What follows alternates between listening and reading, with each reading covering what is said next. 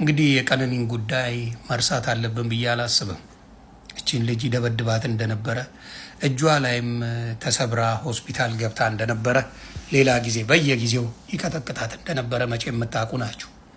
ግን እውነታውን ትታችሁ ዮኒ ማኛ ሐቁን ስለተናገረ ለምን ዮኒ ማኛ ትክክል ሆነ ሐቅ ተናገረ ከሱ ተቃራኒ መሆን አለብን ብላችሁ ሌላ ቪዲዮ የሰራችሁ እነ ዳልቻ የምትባል ከብትን ቁርጥ የምትባል መርዘኛ እነሱ የዚችን ምስኪን የዚችን ንጹህ ነፍስ ምን አድርገዋል? ህይወቷን ደብቀውታል። እኔ እኮ በስተት እኔን ርቀቱኝ፣ እኔን ስደቡኝ፣ እኔ ምንም የምጎዳው ነገር የለም። ስድብ የለመድኩት ነው። 15 ዓመት ተሰድቤ ያለው ማንም ምንም እኔ ላይ ያመጣው ነገር የለም።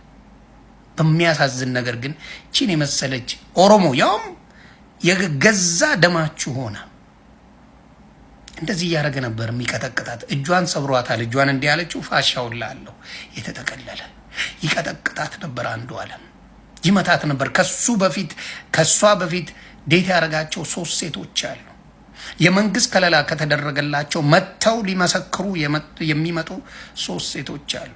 የዛ ቀን ጸቡልና ሀገር ጸጉር ቤት ሆና እየተሰራች ቀነኒ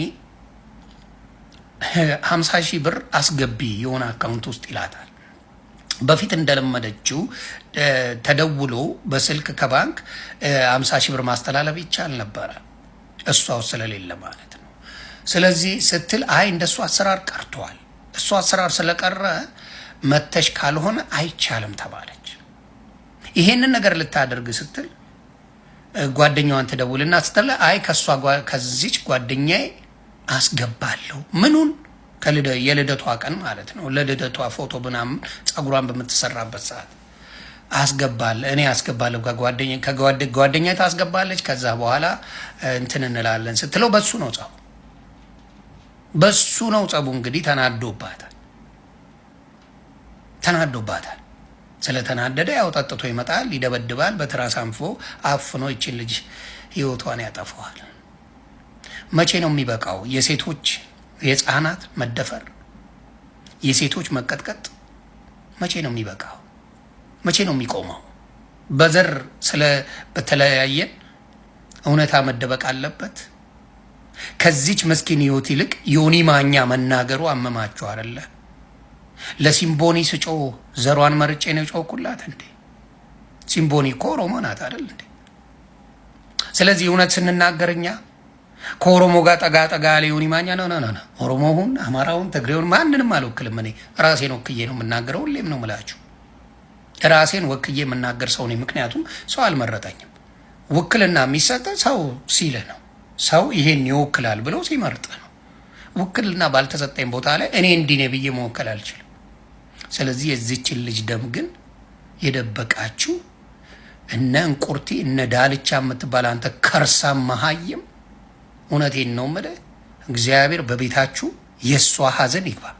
ሌላ ምንም በአንተና በእንቁርቲ ቤት እሷ እንደዚህ እየተቀጠቀጠች ስንት መከሯን ምንም ያላረገች ሴት የልደቷ ቀን ጠብቆ በትራስ አፍኖ ህይወቷን አጥፍቷት የቴሌ መረጃ ሙሉ ቢወጣ ምን ያህል ሲያስፈራራት፣ ምን ያህል ሲደበድባት፣ ምን ያህል ባዲሼም ሲያደርጋት እንደነበረ ያወቃችሁ እነራችሁ የምትባል ታውቃለህ። ጉድ ዝም ምን ያልከው ለፈጣሪ ስትል እንኳን አልተናገርክም ይቺን ምስኪን ልጅ።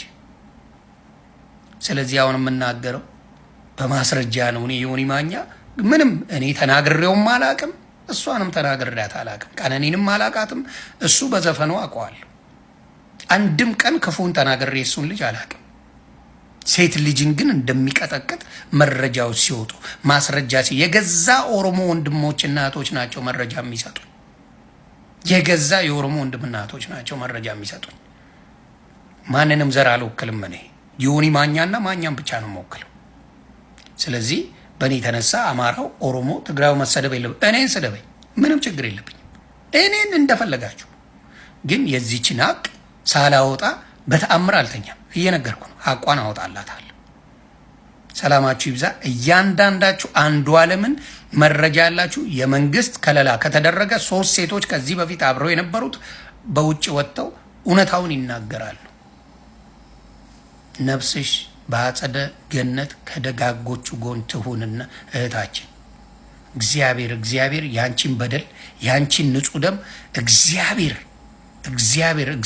ይበቀልልሽ። እጅግ የሚያሳዝን ነው።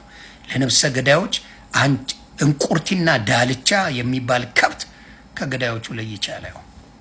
ከገዳዩ ከአንዱ ዓለም ለይቻላል። በህግ መጠየቅ ያለባቸው ሰዎች ናቸው። ያሳዝናል።